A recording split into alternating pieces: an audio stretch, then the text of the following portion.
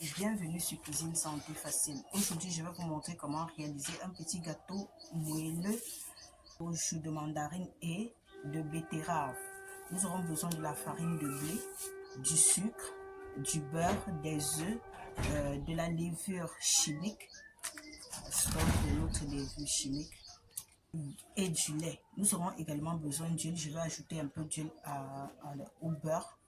Voilà les ingrédients que nous allons utiliser pour notre gâteau moelleux. Directement, nous allons commencer par râper les zestres de mandarine que j'aurai comme parfum et je vais également utiliser son jus. Donc, nous commençons par râper les mandarines pour avoir du zeste. Juste un peu de zeste pour parfumer mon gâteau.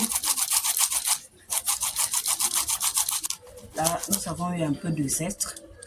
Je vais râper maintenant la betterave pour recueillir le jus. Là, nous allons râper la betterave et nous allons presser pour recueillir le jus de betterave. C'est avec cette jus-là que je vais faire, puisque je vais faire le gâteau marbré, c'est ce jus-là que je vais utiliser pour la couleur de mon gâteau. Ok, là nous avons terminé.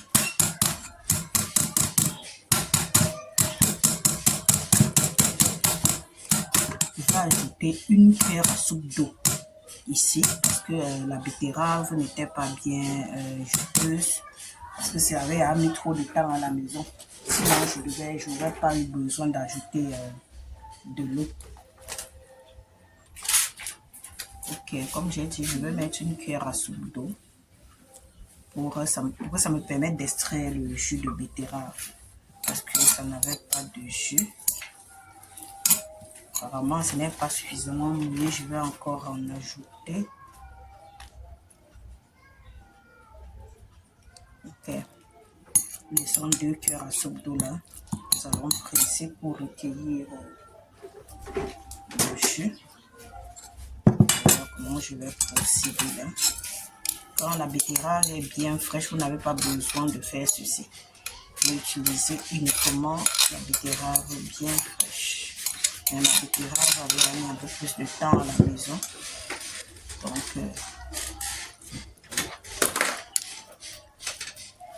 on avait plus de jus. Là, nous avons terminé. Nous allons garder ce jus que nous allons utiliser tout à l'heure. Nous allons mesurer notre farine pour savoir à peu près quelle quantité de sucre nous allons utiliser, quelle quantité d'huile ajouter à quelle quantité d'huile ajouter au beurre.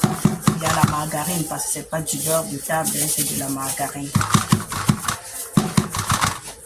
Donc, nous avons, je vais lire, nous avons presque 400 grammes de farine.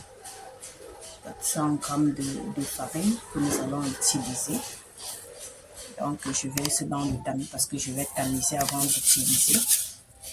Et je vais utiliser une quantité pour mon moule. Donc, ça sera moins de 400 grammes de farine. Quand je vais tamiser tout à l'heure, je vais mesurer le sucre pour 400 grammes de farine. Nous allons prendre 250 grammes de sucre. Mesurer, nous allons voir ensemble ce que ça va donner. Je vais regarder le sucre. Nous sommes à 210 grammes. Je vais en ajouter. On va avoir 250 grammes de sucre.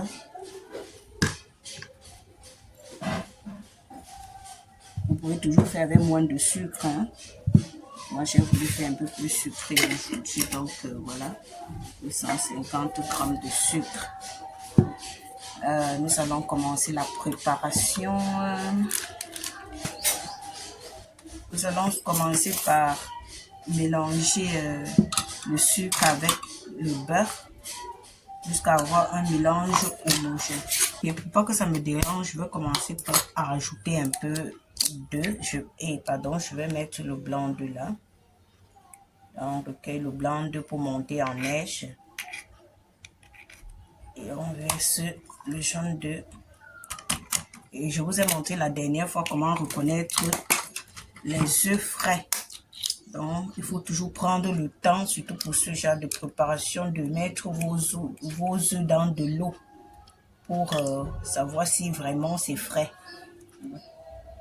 Je vais gratter, il me faut enlever le blanc d'œuf. Vous voyez comment c'est gluant, ça ne se mélange pas. Ça veut dire que ces deux sont des œufs bien frais. Et nous allons continuer à tourner. Alors, je veux que ce soit rapide, c'est pour ça que je mets tout blanc. On va tourner savoir.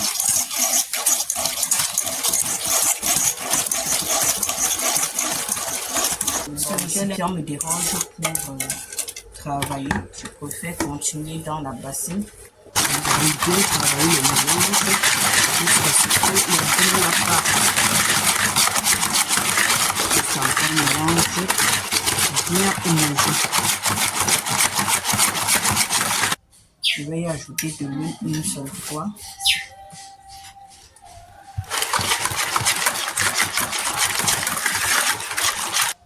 Ok, nous allons ajouter le zeste de mandarine. Nous allons ajouter le zeste de mandarine. Nous allons presser les jus préférés. Ah, c'est pour le parfum.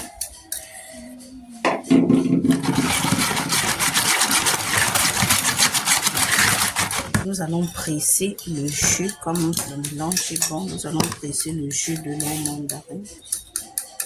Ok. On va presser pour avoir du jus. Nous avons pressé le jus de nos deux mandarines. Je vais vous montrer quelle quantité nous avons eu. Je vais mesurer.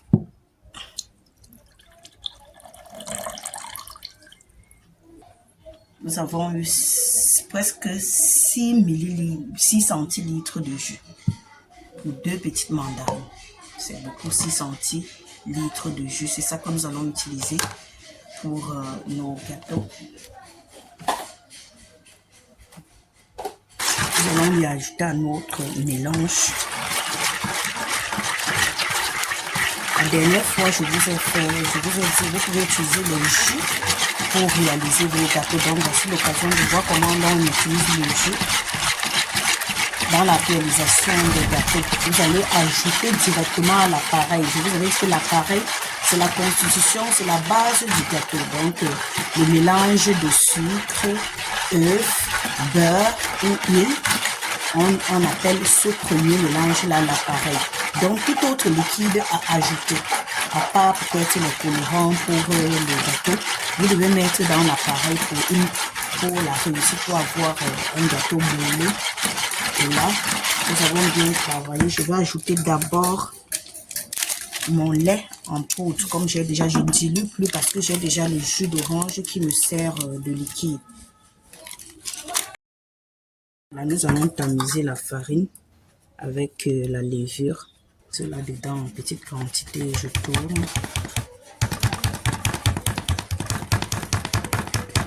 Vous voyez, c'est important de toujours tamiser. Vous voyez ce son-ci là, ce sont des graines qui ne sont pas de bonne qualité. Voilà. On tourne. Nous allons ajouter au fur et à mesure. On met à partir du centre et prendre toute la pâte, toute la farine, je peux dire. Si la consistance n'est pas bonne, vous ajoutez jusqu'à la consistance désirée.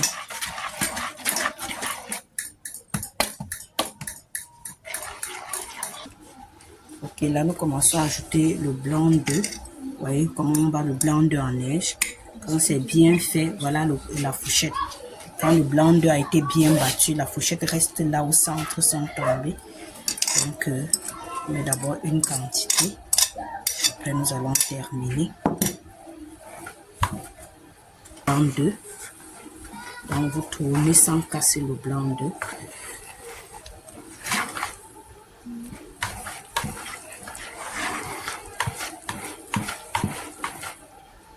Nous allons laisser une quantité pour le mélange de tout à l'heure. Donc là, nous continuons, on essaie d'incorporer le blanc d'œuf sans toutefois casser Ok, c'est bon. Dans notre beurre, dans notre moule beurré, nous versons la pâte.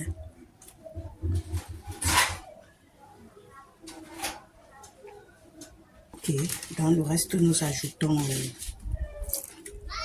notre jus de betterave. Nous allons tourner. Vous voyez, on n'avait pas besoin de colorant artificiel. Il y a tellement d'aliments avec lesquels vous pouvez colorer vos gâteaux. Là donc, la couleur violette.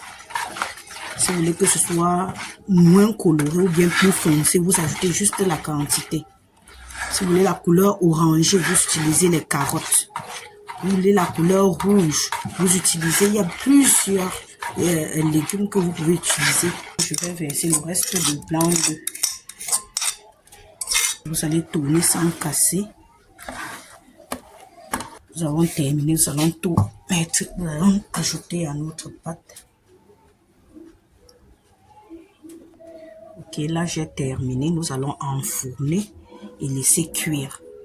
On enfourne à feu moyen et on laisse cuire progressivement. Puisque nous ne le faisons pas au four, nous allons faire dans la marmite. Donc c'est pour ça qu'il faut être très méticuleux et très regardant pour ne pas rater en termes même de température.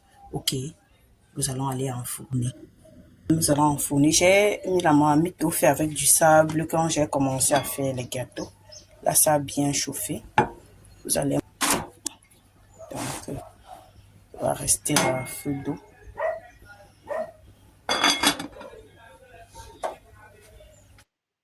Là, nous allons vérifier le gâteau pour voir comment c'est. J'ai mis tout à l'heure, ça fait déjà 20 minutes à feu moyen. Waouh! C'est beau!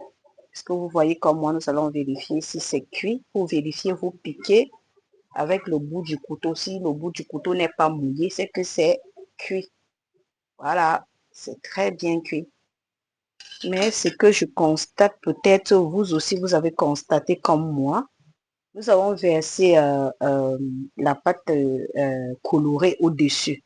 Mais ce dont je me rends compte, c'est que la pâte est redevenue claire.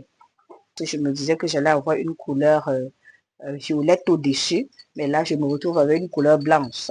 Ok, nous allons démouler et je vais vous présenter. Ok, voilà, nous avons terminé. Comme moi tout à l'heure, vous avez constaté que la couleur violette que nous avions est partie. Ah, c'est pas parce que la couleur part que les principes nutritifs aussi n'y sont plus. Voilà, nous avons démoulé, c'est un peu collé. Vous voyez comme moi, c'est un peu collé. Je ne sais pas quand vous voyez comment c'est bien doré. Cette belle couleur marron. Voilà. Voilà dans notre gâteau.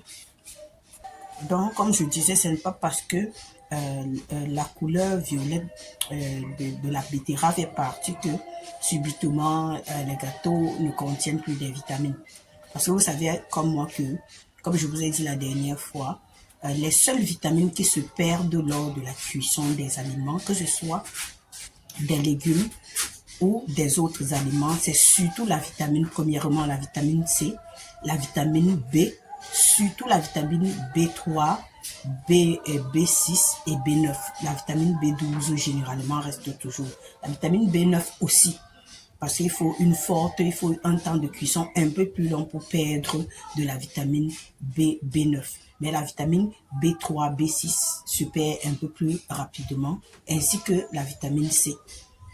Donc voilà, donc ça veut dire que nous avons toujours toutes les propriétés nutritives de la vitamine des carottes, à part de la betterave, à part les fibres, parce que nous n'avons pas utilisé les pulpes, nous avons pris juste du jus. Donc voilà, nous avons donc ce gâteau qui est extrêmement riche en fer, parce que la betterave est riche en fer, en antioxydants, en vitamines A et en bêta-carotène. Nous allons voir ensemble à quoi ressemble le gâteau que nous avons réalisé aujourd'hui. Regardez comment c'est moelleux. C'est très, mais très bon. Regardez comment c'est très moelleux.